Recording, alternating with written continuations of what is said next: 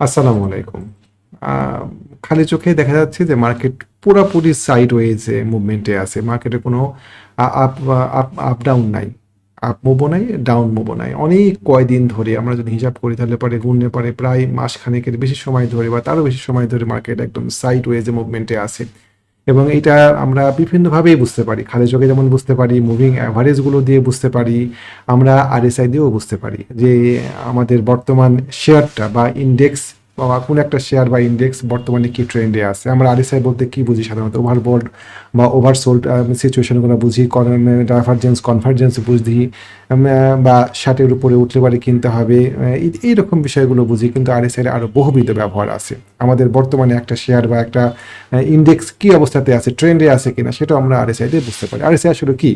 14 period RSI মানে হচ্ছে, আমরা সাধারণত 14 পিরিয়ড আরএসআই ব্যবহার করি। এটার মানে হচ্ছে, যদিও আরএসআই আরও ভিন্ন ভিন্ন পিরিয়ডেও ব্যবহার করা যায়, 14 পিরিয়ড আরএসআই দিয়ে অ্যাভারেজ গেন ভার্সেস অ্যাভারেজ লসের একটা তুলনামূলক চিত্র আমরা দেখতে পাই। এর পাশাপাশি একটা শেয়ার কত দ্রুত বাড়ছে সেটাও আরএসআই দিয়ে আমরা আইডেন্টিফাই করতে পারি। চলো আমরা একটু দেখি বিষয়টা। দেখেন এইখানে প্রাইস খুব দ্রুত গেন করেছে। এখান থেকে এইটুকু আমরা যদি সরাসরি দেখি, এখান থেকে এখানে প্রাইস খুব দ্রুত গেন করেছে। আমরা কিন্তু এটা আরএসআই এর মাধ্যমে বুঝতে পারছি। খুব শার্প একটা মুভমেন্ট আছে আরএসআই এর এখানে।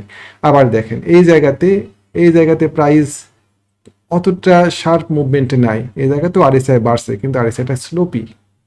আচ্ছা, আমরা যদি এইটুকু জায়গাটাকে দেখতে চাই আরএসআই দিয়ে, আমরা যদি এইটুকু জায়গা দেখতে চাই আরএসআই দিয়ে, তাহলে আমরা দেখতে পাই যে আরএসআই একদম মানে প্রায় শুয়ে আছে একই জায়গায়, এইরকম ভাবে রান করছে। তার মানে কি, প্রাইসের কোনো মুভমেন্ট নাই, প্রাইসের কোনো শার্প মুভমেন্ট নাই, প্রাইস কোনো ট্রেন্ডে নাই। আরএসআই আরও বহুবিধ ব্যবহার আছে। তো ঠিক আছে, আমরা আজকে আরএসআই ব্যবহার আলোচনা করব না। তো আমরা মোটামুটি বুঝতে পারছি যে মার্কেট, সরি, আমরা মোটামুটি বুঝতে পারছি যে মার্কেট একদমই সাইড বেস মুভমেন্টে আছে, মার্কেটের কোনো আপ ডাউন নাই। এরকম মার্কেটে ব্যবসা খুঁজে বের করাটা একটু টাফ। তারপরেও আমরা আজকে একটা শেয়ার কিনেছি। কোন শেয়ারটা কিনলাম সেটা আমি আপনাদেরকে ভিডিওতে বলবো। চলে, তার আগে আমরা ইন্স্যুরেন্স সেক্টরটা একটু দেখে আসি। চলে, ইন্স্যুরেন্স সেক্টর নিয়ে আমার একটা বক্তব্য ছিল যে ইন্স্যুরেন্স 45-44 লেভেল পার করতে পারাটা খুব টাফ হবে। যদি এই লেভেলটা পার করতে পারে ইন্স্যুরেন্স সেক্টর, তাহলে পরে ইন্স্যুরেন্স অনেকখানি ভালো হবে। দেখেন, পারে নাই। এই গোটা সপ্তাহ শেষে একটা পিনবার জাতীয় ক্যান্ডেল তৈরি করে ফেলে দিয়েছে, যেটা ভালো ক্যান্ডেল না, যেটা একটা রিভার্সাল ক্যান্ডেল। আমরা যদি ডেইলি চার্ট দেখতে যাই, তাহলে পরে আমরা এই প্রথম অনেক দিন পরে একটা ক্যান্ডেল পাই, যেটা একটা বিয়ারিশ ক্যান্ডেলের একদম লো বরাবর ক্লোজ হয়েছে। যদি আরেকটু নিচে ক্লোজ হতো তাহলে আমরা বলতে পারতাম যে আগের বিয়ারিশ ক্যান্ডেলের নিচে ক্লোজ হয়েছে। আমরা এখানে দেখতে পাই, দেখেন এখানে একটা বিয়ারিশ ক্যান্ডেল ছিল, কিন্তু এই পরের ক্যান্ডেলটা বিয়ারিশ ক্যান্ডেলের লোয়ের উপরেই ক্লোজ হয়েছে অনেকখানি, সুতরাং এটা ইনভ্যালিড হয়ে গিয়েছে।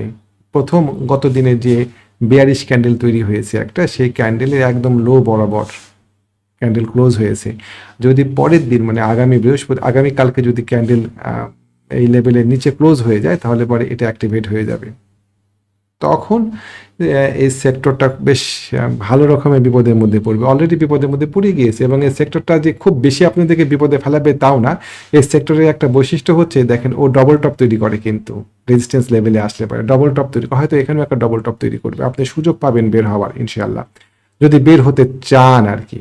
আর এর পাশাপাশি আমি আপনাদেরকে একটা উলফ ওয়েভ দেখিয়েছিলাম, যে সাপ্তাহিক চার্টে ইন্স্যুরেন্স সেক্টর একটা উলফ ওয়েভের মধ্যে আছে। আমি সেটা আপনাদেরকে এখন আবার দেখানোর চেষ্টা করব। উলফ ওয়েভ হচ্ছে 5 পয়েন্ট বা 1, 2, 3, 4 এরকম 5টা ওয়েভ নিয়ে একটা প্যাটার্ন, যেটা বহুল ব্যবহৃত একটা প্যাটার্ন উলফ ওয়েভ। আমরা সেই প্যাটার্নটাকে আপনাদের একটু দেখাই, চলেন। এটা হচ্ছে উলফ ওয়েভ। আমাদের দেখেন 1, 2, 3, 4, 5, 1 এবং 3 টান দিলে পারে আমরা 5 পয়েন্ট পাই। প্রাইস 5 পয়েন্টের উপরে উঠে যায়, মানে 5 যে পয়েন্ট, সেই 5 পয়েন্টের উপরে অনেক সময় প্রাইস উঠে যায়, যেটাকে সুইট জোন বলা হয়।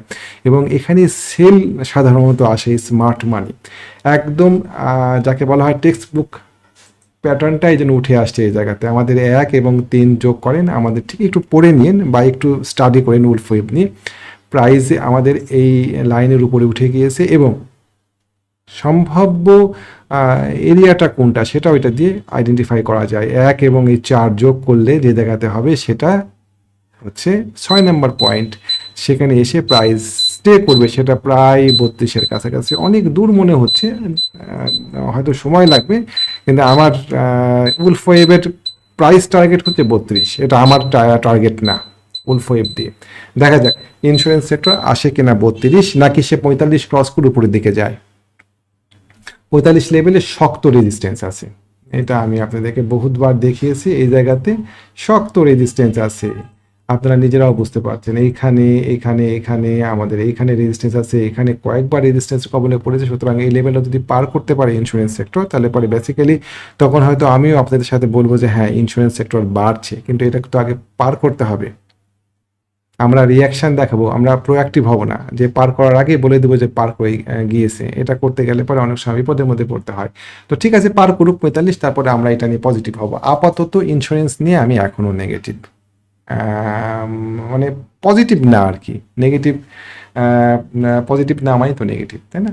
তো ঠিক আছে, তো আজকে আমরা একটা শেয়ার কিনেছি, চলেন দেখাই। HPCL।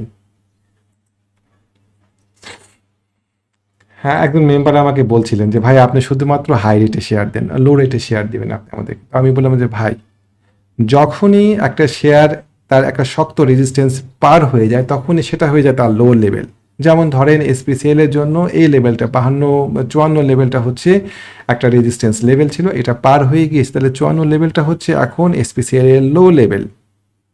আমি যদি এখন এই জায়গাতে ব্রেকআউট এবং এটাকে যদি আমি রিটেস্ট ক্যান্ডেল ধরি, আমি এবং রিটেস্ট ক্যান্ডেলে যদি আমি এখন এখানে এন্ট্রি নেওয়ার জায়গা খুঁজি 54, 55, 50, 56 এরকম লেভেলে, তাহলে পরে আমার স্টপ লসটা তো আমার এই লো লেভেলের নিচে হয়।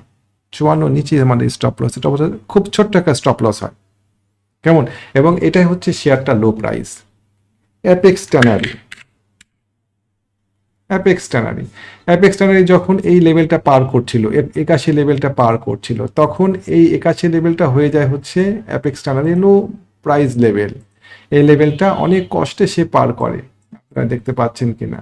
সুতরাং এই লেভেলটা যখন সে পার করে গিয়েছে, তখন এই লেভেলটা হয়ে গিয়েছে হচ্ছে লো প্রাইস লেভেল। এর নিচে আমার স্টপ লস, এর উপরে আমি এন্ট্রির অপরচুনিটি খুঁজবো। আমি যদি এখন অ্যাপেক্স ট্যানারির লো রেট 50 ধরি, তাহলে আমি কখনোই এই জায়গাতে শেয়ার কিনতে পারবো না। আমরা এই জায়গাতে কি করতে আসছি? ট্রেড করতে আসছি। আমরা এখানে একটা ধারাবাহিক ইনকাম করতে আসছি।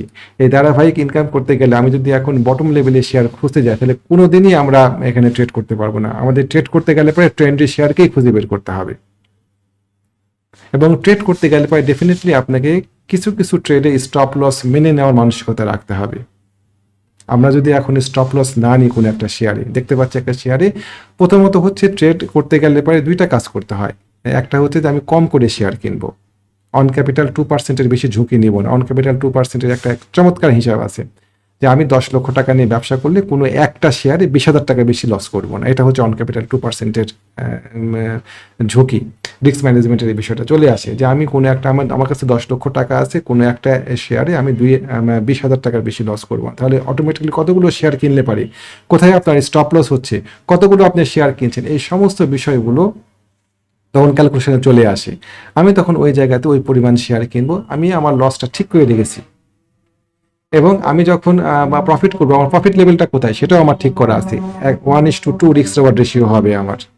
তো যেটা বলছিলাম আর কি, যে ট্রেড করতে গেলে পরে ট্রেন্ডের শেয়ার নিতে হবে, এবং ট্রেন্ডের শেয়ারে আপনাকে কিছু কিছু ক্ষেত্রে লস মেনে নেওয়ার মানসিকতা রাখতে হবে। এবং ট্রেন্ডের শেয়ার কিনতে গেলে পরে আপনাকে একটু বেড়ে যাওয়া শেয়ারটাকেই বাছাই করতে হবে। যাই হোক, আমি যেটা বলছিলাম SPCL, তো আমি তাদেরকে বললাম যে আমি লো রেটেই শেয়ার কিনি। যখন অ্যাপেক্স ট্যানারি 81 পার করছিল বা পার করে গিয়েছিল, তখন 81 হচ্ছে অ্যাপেক্স ট্যানারির লো প্রাইস রেট। যখন SPCL